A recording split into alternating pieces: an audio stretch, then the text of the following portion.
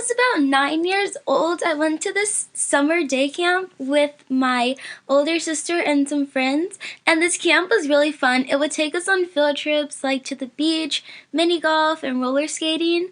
But this particular time, we went to Six Flags, and I don't even like roller coasters, so this field trip was already a no for me.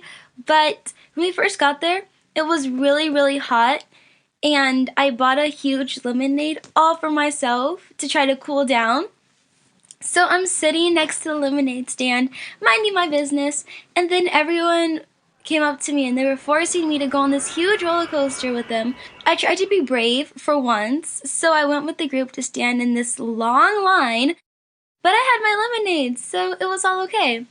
About 20 minutes later, we got to the front of the line, and it was time for us to get on the actual ride.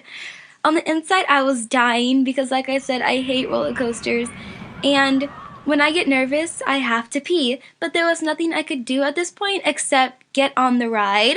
So we're on this ride, and the ride starts going up, up, up, and I felt like I was on top of the world. And when we got to the tippy top, the feeling of butterflies got in my stomach, and I started freaking out at this point, and I was screaming and crying. And the guy next to me that went to my camp, he was actually really cute.